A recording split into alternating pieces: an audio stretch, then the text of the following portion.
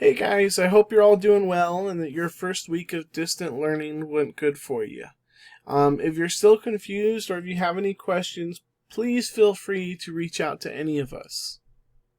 There is also one thing I want to mention before we start our lecture today, and that's that a lot of you are turning in your assignments through email.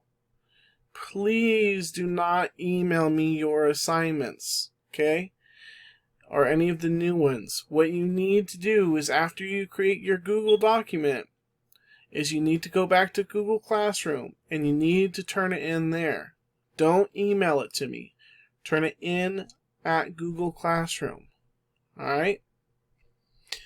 That being said, let's go ahead and get started with today's assignment. And what you're going to be doing today is you're just going to be creating a thinking map, and it's going to be on the different reform movements. I'm going to go ahead and do the first one with you guys and list the different subtopics that you're going to cover, and then you'll find the rest of the information.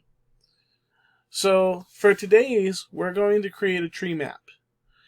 And just a quick review, whenever you're creating a thinking map on Google Docs, remember you need to go to Insert, Drawing, New Drawing, and then this checkerboard should pop up.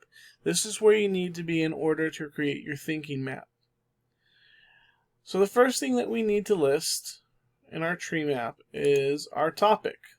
So up here in the middle, I'm going to draw a little rectangle, and for our topic today, it's just different reform movements.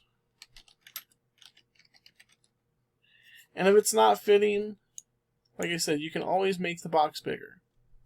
So different reform movements is what we are covering today. And your tree map should always have different subtopics. So this one's going to have 3 at least. So you're going to create 3 more boxes.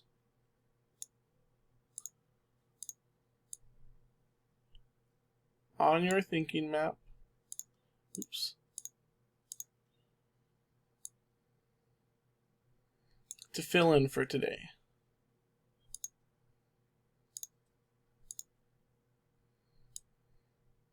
And if you need to make these bigger or move them, remember you can always do that afterwards.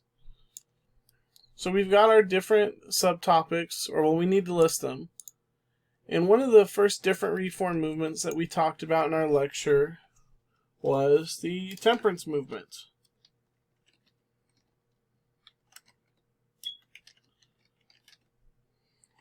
And if you don't want this centered like this, all you have to do is go to these 3 dots here, click on it, and then right here where you align it, just hit that up arrow, and that will take it right to the top. So temperance movement is what we're going to be covering for the first subtopic. What I want you to do for each subtopic is I want you to find the leaders of that movement or reform, and I want you to also list their accomplishments. So for the temperance movement, one of the main leaders of this movement was Lyman Beecher.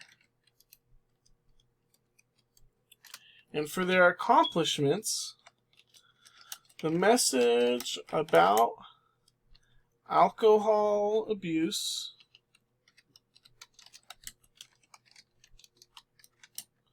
was spread, and it encouraged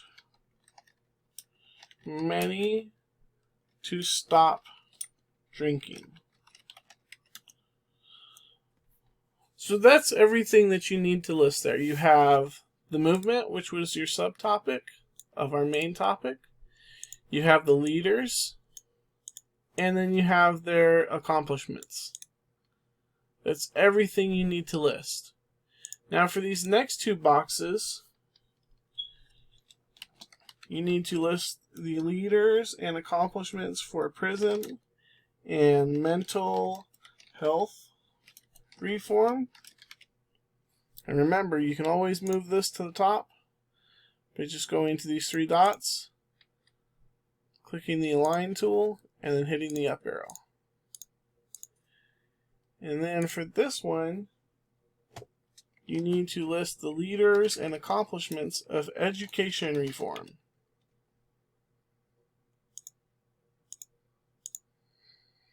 That is your assignment for today. Don't forget, you can always connect these as well, just like we would with a regular thinking map by drawing lines to them. It will let me. There we go.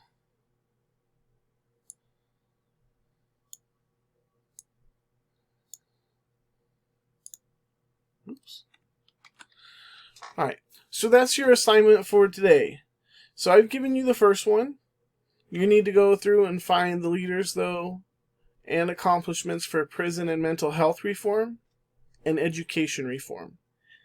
If you have any questions, please feel free to email me or Ms. Carpenter, and we will get back to you as soon as possible. Thanks, and have a great day.